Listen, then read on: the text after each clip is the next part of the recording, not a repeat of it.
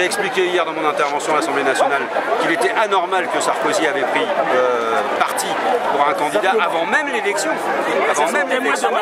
Et j'ai expliqué qu'entre les deux tours, la France n'avait pas non plus à choisir le candidat final. Que c'est au peuple ivoirien de le faire. J'ai seulement dit ça. La Côte d'Ivoire n'est pas un territoire français. Nous considérons qu'en Tunisie, ce sont les Tunisiens qui doivent décider. En Libye, ce sont les Libyens qui doivent décider. Et en Côte d'Ivoire, ce sont les Ivoiriens qui doivent décider. Ça, c'est une position communiste depuis toujours. Les peuples doivent décider de leur avenir et eux seuls. Est-ce que ce n'était pas légitime de recompter les voix ou refaire les élections présidentielles que d'utiliser les voies militaires aujourd'hui? La voie politique est toujours la voie la plus légitime, selon mes convictions.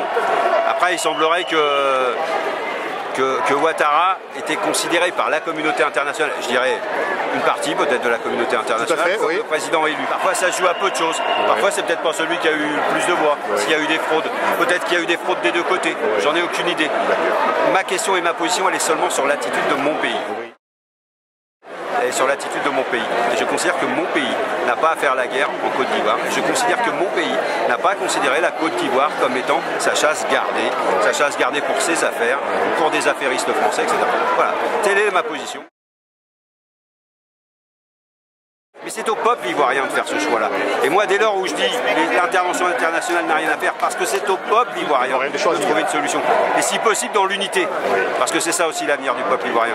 C'est d'essayer de trouver son unité, même s'il y a les débordements politiques, entre guillemets, même s'il y a des expressions. En France, on voit bien les expressions politiques, elles sont différentes. Mais on essaye d'avoir l'unité du peuple français pour faire une nation. C'est comme ça que ça se dit. J'espère que la Côte d'Ivoire deviendra une nation, avec l'unité de son peuple, avec la pluralité politique et l'expression et des élections les plus... Comme moi, quand je ne suis pas d'accord avec quelque chose de politique en France, et ben je le fais auprès de ceux qui gouvernent mon pays. Et je pense que la chance en France, c'est que les uns et les autres, on est des citoyens. Et nous ne sommes pas des sujets. Et nous n'envisageons pas le devenir. Et j'espère que les Ivoiriens n'envisagent pas le devenir non plus. Est-ce que vous pensez que la guerre que la France a déclenchée contre la Côte d'Ivoire, elle est légitime? Moi, je pense que l'utilisation de la force en Côte d'Ivoire n'est pas légitime. Parfait. Donc, les Français n'ont pas le droit d'être en Côte d'Ivoire en ce moment et de bombarder le territoire ivoirien. Les questions de la présence des Français, ça fait pas depuis hier qu'il y a la force française en Côte d'Ivoire. La question de la présence des Français... Non, je parle des 450 qui sont partis bombarder. La question de la présence des Français, elle est posée sur le long terme et elle est posée par les Ivoiriens. Soit les Ivoiriens acceptent la présence, soit ils la refusent. Les Ivoiriens, dans le cadre de leurs décisions politiques.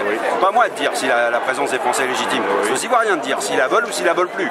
S'ils veulent qu'elle parte. C'est ça, c'est le territoire ivoirien. Est-ce que vous pouvez confirmer que la décision a été prise entre Sarkozy et M.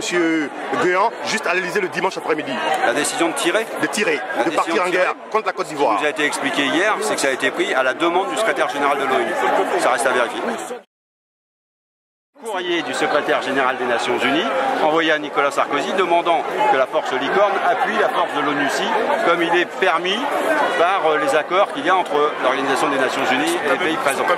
La légitimité de cette notion de courrier, la légitimité de la date d'arrivée du courrier, la légitimité du renforcement des forces françaises avant ou après le courrier, la légitimité, tout ça, ça reste posé, c'est du droit international. Après on peut avoir une opinion là-dessus. Moi je l'ai exprimé mon opinion hier dans l'hémicycle de l'Assemblée nationale avec ce que ça donnait comme... Même Jacques Lang a sifflé. Avec ce que ça donnait comme réaction et comme brouhaha parmi mes collègues, mais je pense qu'il faut que les choses et moi j'entends le faire dans l'hémicycle de l'Assemblée nationale. Le canard enchaîné parle d'une vengeance de Nicolas Sarkozy sur Gbagbo Laurent parce qu'il a été humilié en décembre quand il a donné 48 heures à Gbagbo Laurent de partir et que personne n'a réagi. Alors vous pensez que c'est une affaire personnelle entre Laurent Gbagbo et Nicolas Sarkozy, comme ça a été d'ailleurs entre Laurent Gbagbo et Jacques Chirac et entre Laurent Gbagbo et De Villepin? Vous pensez que c'est une affaire personnelle aujourd'hui? Moi je vais vous dire, moi j'ai toujours pensé que les guerres dans le monde c'était toujours des affaires de business à la base. Pas forcément des affaires personnelles, des affaires de business. J'ai l'impression que la Côte d'Ivoire, c'est d'abord une affaire de business. C'est pas une affaire de l'avenir du peuple ivoirien, etc. Même si aujourd'hui la communauté internationale, elle se cache derrière le prétexte qu'on va sauver des vies, on va sauver les populations. Depuis quand l'OTAN interviendrait dans un pays pour sauver des vies, pour sauver la population? Mais depuis quand c'est ça?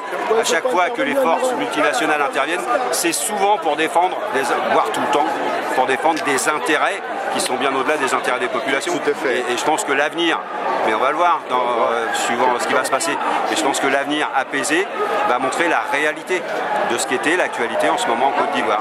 Va montrer la réalité des intérêts des uns et des autres en Côte d'Ivoire. On a Internet, on a tout ça, il y a suffisamment d'éléments et de capacités d'analyse pour comprendre ce qui se passe. D'accord. Merci Monsieur Lecoq.